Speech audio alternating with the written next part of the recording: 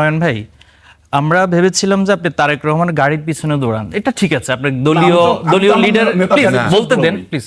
জাহিদুল ইসলাম, এই যে আজকে 5 আগস্ট 2 বছর পর আসলো, আপনারা যেখানে কালকেও আমরা এই আলোচনা করেছি, কালকে এই আলোচনার টপিক ছিল, শুরুটা ছিল এরকম যে যেই জায়গাটায় ছাত্র শিবির, ছাত্র দল, ছাত্র শক্তি তখনও হয় নাই, অন্যান্য বাম দল সবাই মিলে কিন্তু এই আন্দোলনের সাথে ছিল এবং সেটা অস্বীকারও কেউ করে না, কিন্তু এই জায়গায় এসে এত বড় বিভাজন এটা কিভাবে তৈরি হলো?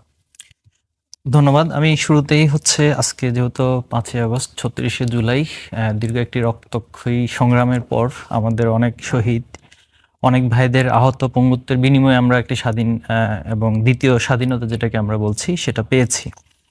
তো আমি শুরুতেই শহীদদেরকে স্মরণ করছি এবং তাদের শাহাদাতের জন্য আল্লাহর কাছে দোয়া করছি, আল্লাহুম্মা আমিন। সেই সাথে যারা এখন আহত পঙ্গুত্ব অবস্থায় আছে তাদের সুস্থতার জন্য দোয়া করছি। দেখুন, দীর্ঘ একটি ফ্যাসিবাদী যে শাসনের মধ্যে আমরা ছিলাম, মত প্রকাশের কোনো স্বাধীনতা ছিল না।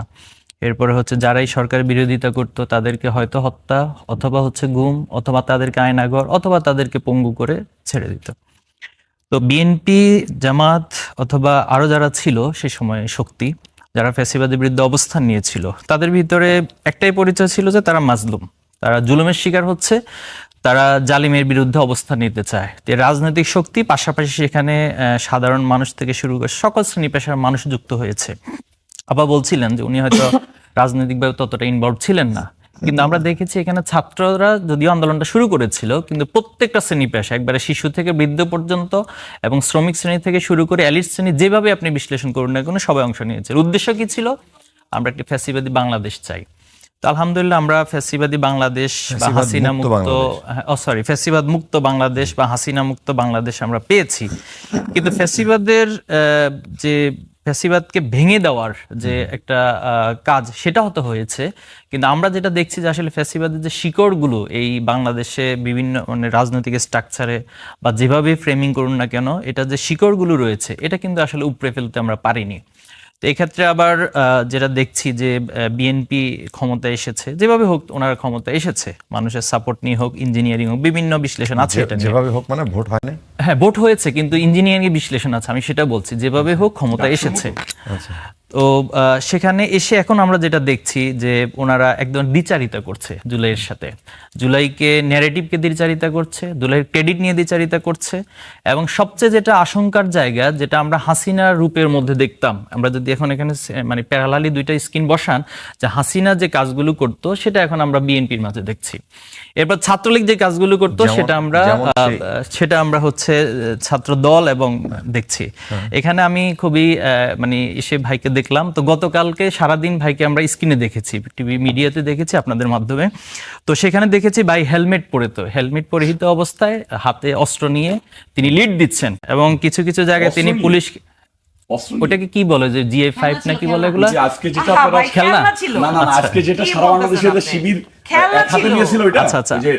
আচ্ছা আপনার বাসায় যদি খেলনা হয়ে থাকে তাহলে তো আমি খেলনার কথা বলছি। আচ্ছা ঠিক আছে, যে ভাই কিছু খেলনা নিয়ে শহীদ মিনারের প্রোগ্রাম, আমি যদি একটু আপনাদেরকে দেখাই, এই যে এখানে একটা বড় খেলনা হাতে আছে, এটা সবুজ কালারের খেলনা এবং হেলমেট পরিহিত অবস্থায় আছে। এরপরে আপনাদের হাতে ছিল না, আমাদের হাতে না, এটা আমরা গণমাধ্যম থেকে ছিল। এই অস্ত্রগুলো আপনাদের হাতে ছিল? দেখুন ভাই, জিজ্ঞেস করতে ছিল কিনা? আমার হাতে যে খেলনাটা ছিল এটা আপনাদের হাতে সারাদিন ছিল কিনা? হাজার দেখুন নয়ন ভাই, আমরা ভেবেছিলাম যে আপনি তারেক রহমানের গাড়ির পিছনে দৌড়ান, এটা ঠিক আছে। আপনি দলীয় লিডার, প্লিজ বলতে দেন, প্লিজ ভাই বলতে তো হবে। আপা বলতেছিলেন, দেখলাম সেম কাইন্ড অফ ভাবছিলাম হয়তো আমার একটা প্রশ্ন ছিল যে আমার হাতে যে খেলনা, আপনি নোট নিয়ে আমার কথা উত্তর দিবেন। হ্যাঁ, আপনার খেলনা না অস্ত্র সেটা উত্তর দিবেন। আমার কাছে এখানে ভিডিও আছে এবং ছবি আছে, আমি দেখাচ্ছি। এরপরে যেটা দেখলাম যে উনি ঢাকা আলিয়াতেও দৌড়াচ্ছেন। তো আমি ভাবছিলাম যে শুরুতে তারেক রহমানের কোনো সাপোর্ট ছিল কিনা ঢাকা আলিয়াতে, কিন্তু দেখলাম যে না, সেখানে আসলে হল দখল করার জন্য তারা গিয়েছেন এবং সেখানে রাতের বেলা স্ট্যাটাস দিয়েছে ওনাদের দখল করার জন্য, যে বিএনপির লোকজন চলে আসবে। এখন ওনারা কেন গিয়েছে এটা উত্তর ওনারা দিবে। এবং আমি প্রথম ভাবছিলাম যে উনি ঢাকা আলিয়াতে পড়েন, আমি কয়েকজনকে জিজ্ঞেস করেছিলাম, কেউ বলতে পারে না যে তিনি ঢাকা আলিয়ার স্টুডেন্ট। তাহলে ঢাকা আলিয়ার স্টুডেন্ট না হয়ে আপনি কেন সেখানে যাবেন, সেখানে হল দখলের জন্য সেখানে যাবেন, কি জন্য গিয়েছিলেন? এবং সেখানে গিয়ে শুধু শিক্ষককে হামলার কথা তো বলেছে, শিক্ষকদের ল্যাপটপ চুরি চুরি করা হয়েছে এবং অনেক কিছু সেখান থেকে চিন্তা করে নিয়ে আসে, যেটা ওনাদের চাঁদাবাজি চিন্তাকারী হিসেবে অলরেডি এস্টাবলিশড হয়ে গেছে, ঠিক একই নমুনাগুলো দেখাচ্ছেন। তো এখন আমাদের প্রশ্ন হচ্ছে যে এই যে কাজগুলো হচ্ছে, এটার জন্য তো আসলে ক্ষমতা পরিবর্তনের জন্য তো আমরা জীবন দেই নাই, আপনারা তো ধান খেতে কাটিয়েছেন। ওনার কিছু বিষয় আমি সম্ভবত মিডিয়াতে চোখে পড়েছে, উনি ওনার নির্যাতনের শিকার হয়েছেন, অনেক গল্প আছে, ওনার কারা নির্যাতিত হয়েছেন। তো এই যে গল্পগুলো ভুলে যান কেন ভাই? হাসিনাও তো আগে তো অতীত থেকে শিক্ষা যদি নিত, তাহলে হাসিনার পরিণতি তো আজকে এইভাবে হতো না। আর আপনাদের কাছে তো এখন চাক্ষুষ প্রমাণ, এবং এই প্রজন্ম পুরাটা এখন প্যারালালি আপনাদের সামনে আছে, আপনাদের চারপাশে অবস্থান করতেছে। তাহলে এই প্রজন্মকে আপনারা বোকা বানিয়ে এই কাজগুলো কেন করছেন? আপনি ব্যাংক দখলের কথা তিনি বলেছেন, আপা বলেছিলেন যে এটা মানব জমিনের রিপোর্টের আলোকে আছে, আপনি ইত্তেফাকে আছে, অনেকগুলো মিডিয়াতে সেটা এসেছে। এবং 6 আগস্ট আমরা দেখেছি সময় টিভি চ্যানেলে ভাইয়ের নেতৃত্বে হচ্ছে, সেখানে সেটা দখল করার জন্য বলা হয়েছে। এটা নিউজ আছে, আপনি মিডিয়ার বিরুদ্ধে আপনি মিডিয়ার বিরুদ্ধে স্টেপ নেন, মিডিয়া কেন নিউজটা করলো, আপনি স্টেপ নিতে পারেন, আপনি তো ক্ষমতায় আছেন, আপনি তো ক্ষমতায় আছেন। তো এই যে পেটের ক্ষুধা দীর্ঘদিন আসলে ওই যে বলে না খাওয়া দাওয়া যাদের অভ্যাস, এখন দীর্ঘদিন 15 বছর যে না খেয়ে থাকার অবস্থা, আমার কাছে মনে হয় পুরাটাই হচ্ছে প্র্যাকটিক্যাল একটা রূপ আমরা দেখতে পাচ্ছি। তো এই জায়গায় এসে জুলাই আমরা কিছুটা আহত হই, এবং আমার কাছে মনে হয় যে এটার একটা সংশোধন প্রয়োজন। আর যদি সংশোধন না হয় তাহলে জুলাই আগস্টের যে প্রজন্ম আছে তারা আসলে তাদের করণীয় ঠিক করে নেবে। আচ্ছা, রবিউল ইসলাম, যদি ছোট ছোট অনেকগুলো বিষয় আসছে, এর সাথে এইটা শুধু আমি যুক্ত করে দেই যে এই যে ধরেন এই যে গতকালকে তার আগের দিন পর্যন্ত বাংলাদেশের মোটামুটি ঢাকার এই 3 জায়গায় 3 ইউনিভার্সিটি, আপনার রোকেয়া বিশ্ববিদ্যালয়, কুমিল্লা বিশ্ববিদ্যালয়ের কথাও শুনলাম তার আগের দিন রাতের বেলা, এই যে যা ঘটলো, এই যে ধরেন ছাত্রদল ছাত্র শিবির, মাঝখানে আবার আপনারা ঢুকলেন, আবার বহিরাগত জামাতের লোকজন আমরা দেখেছি। তো এই যে ব্যাপারটা আসলে যদি মোটা দাগে ছাত্রদল এবং ছাত্র শিবিরের মধ্যে এটা ঘটে থাকে, জিতলো কারা আসলে? হারা জিতার কোনো কথা না।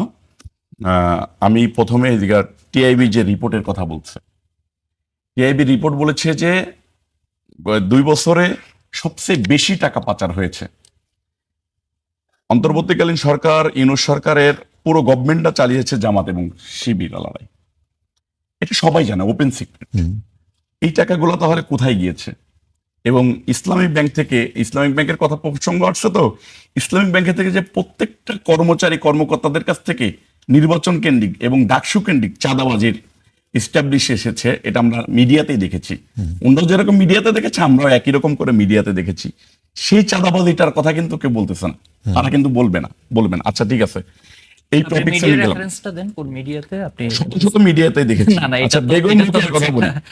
আমি হেলমেট পরলে সমস্যা, আমার হাতে জিআই পাইপ থাকলে সমস্যা। বেগম রোকেয়া বিশ্ববিদ্যালয়ে দেখেন যে বহিরাগত, আমরা বলি নাই, না আপনি অবশ্যই আমি সমস্যার কথাই বলতেছি। আমি শুরুটা করেছি আপনারা।